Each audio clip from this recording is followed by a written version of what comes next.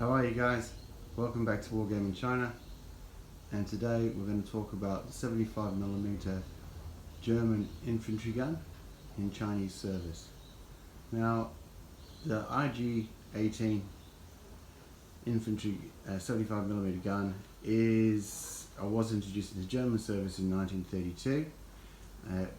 It used the name IG-18 in order to circumvent Versailles Treaty restrictions and make it look as though the gun had been researched and developed during World War I.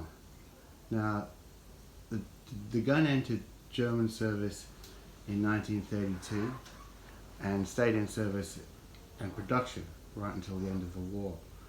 Now, during the 20s and 30s, a lot of militaries thought the time of the infantry gun was over, but obviously the German military loved this weapon to keep it in production for so long, and it's not hard to see why they liked it. Weighing 400 kilos, it could fire a 5.5 kilo high explosive projectile up to 3.5 kilometers. It was very accurate. The troops liked it. It could elevate up to 73 degrees, so it could give a fair bit of indirect fire support at close range. And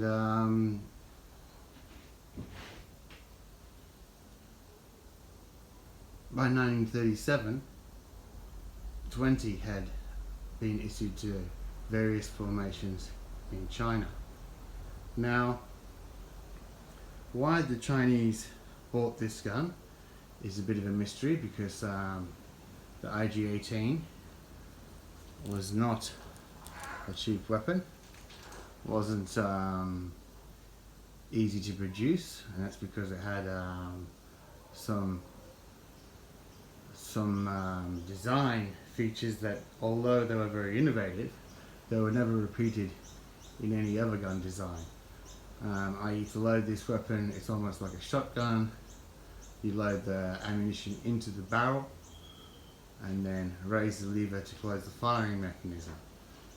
The gun has very little recoil, and when you elevate the weapon, as the barrel elevates, a gun shield to protect the crew follows it up, so there's no space underneath the gun barrel for return fire. And like I said, these features never been repeated in any other gun. So, you know, in 1937, this is a very modern weapon. The Chinese have 20 of them.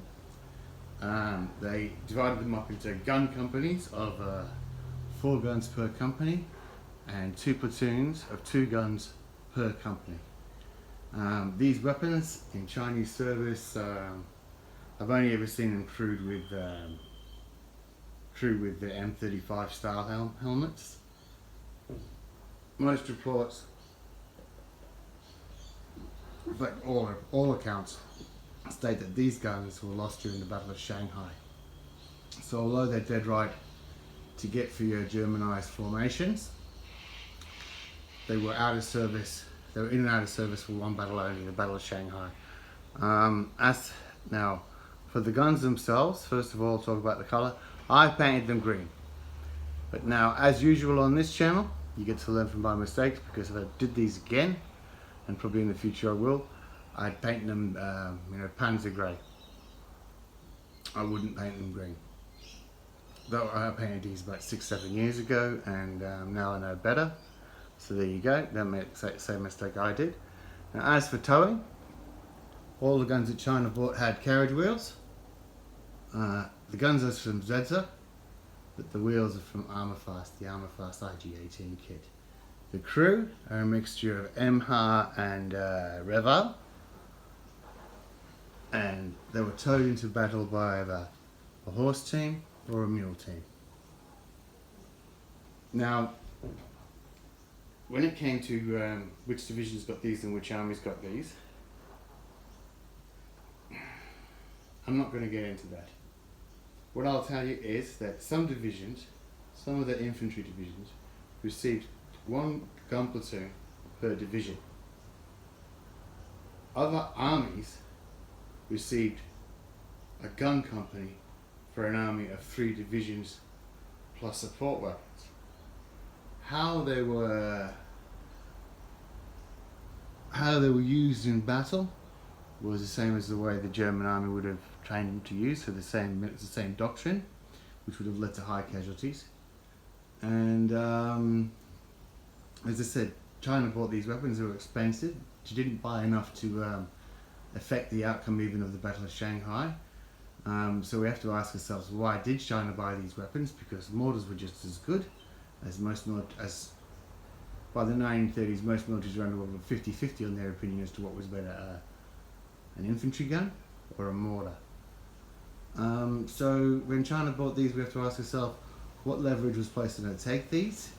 Because when it came to arms, China was locked into an arms exchange for tungsten, and tungsten had risen.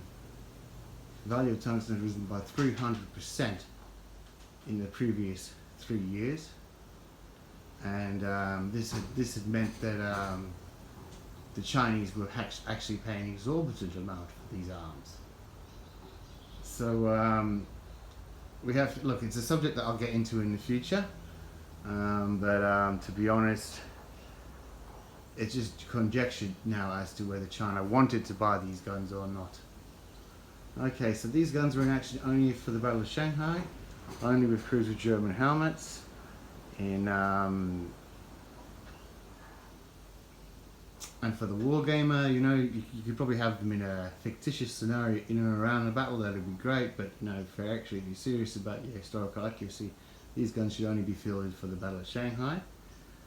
So that's 1937 Battle of Shanghai, and as we know, the War of Resistance against Japanese aggression started in 1931 and went until 1945, and the Chinese soldier fought with the least for the longest. Okay, if you like that, press like. If you really like that, press subscribe. See ya.